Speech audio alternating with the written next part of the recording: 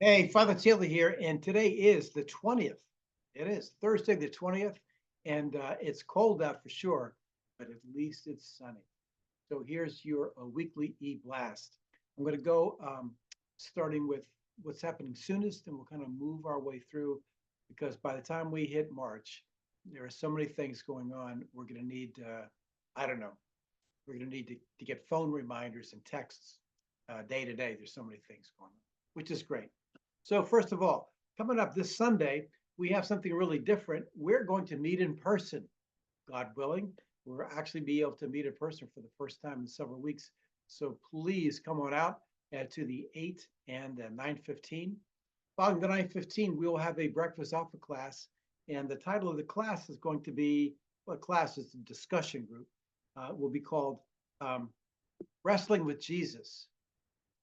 I know that Jesus loves us and we love Jesus, but it's also the case that when Jesus speaks and teaches, you have to remember if we were going to figure it out or it was common sense or we were going to agree, he wouldn't have to teach us.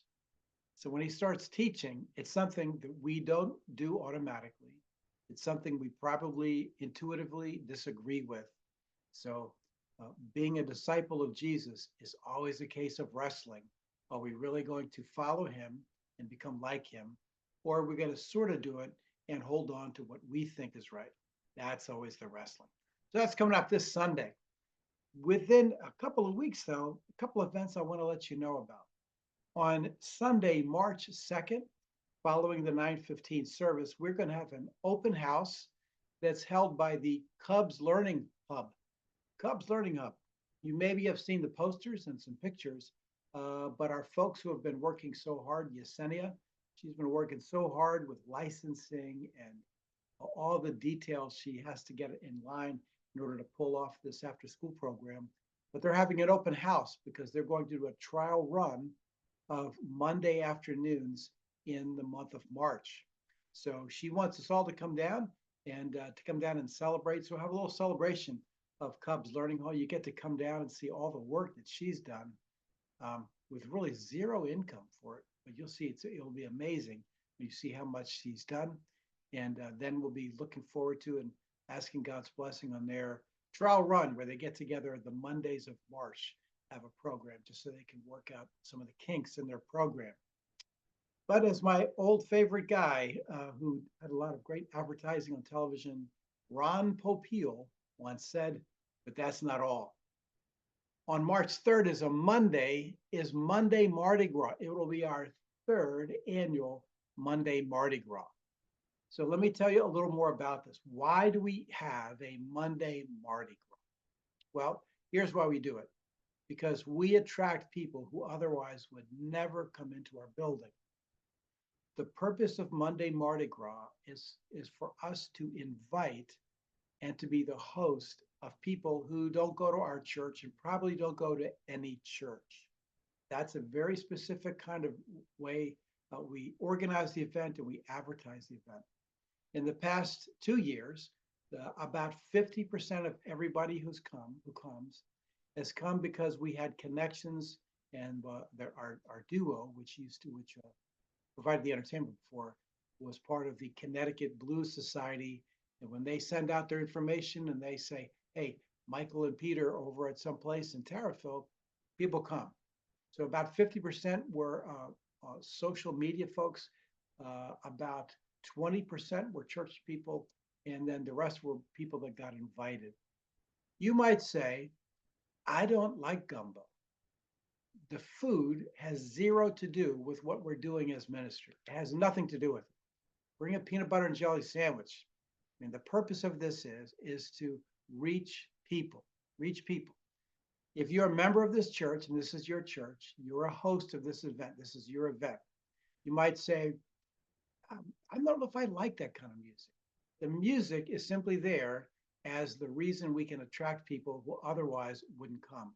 This is not like our celebration. We have plenty of those. We do that every week, as a matter of fact.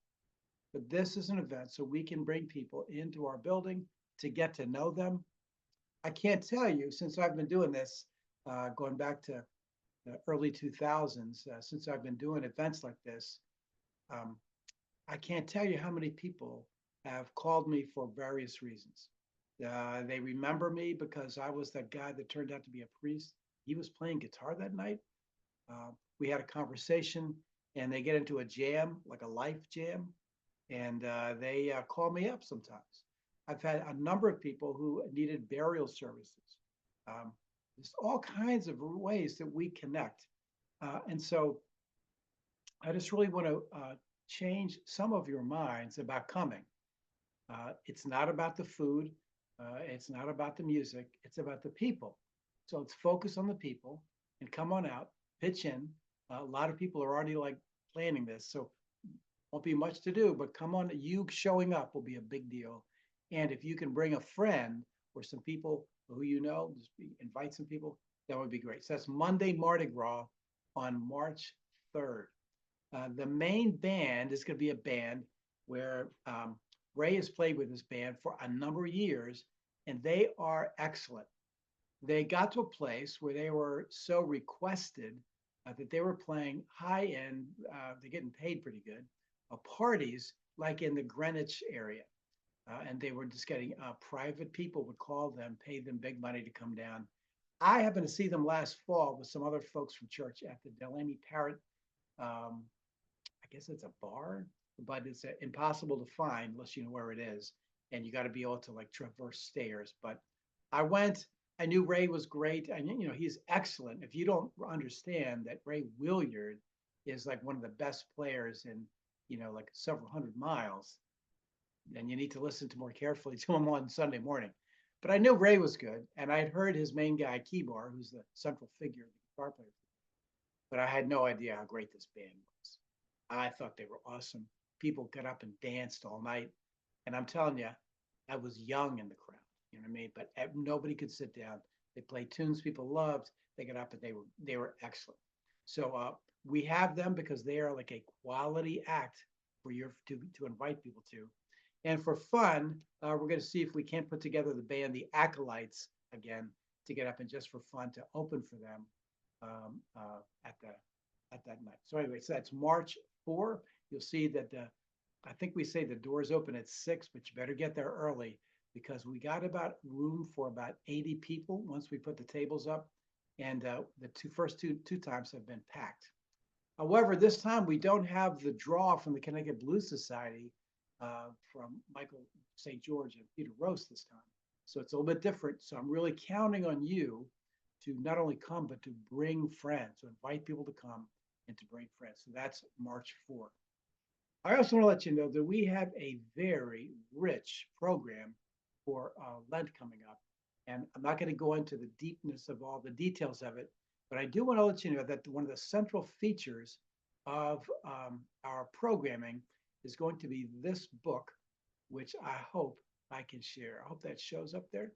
The book is called Simply Christian. I think we're showing you that. How do I get back out of that? So Simply Christian by N.T. Wright. Now, N.T. Wright has been the Anglican scholar who was much more biblically conservative than other kind of wide-ranging scholars.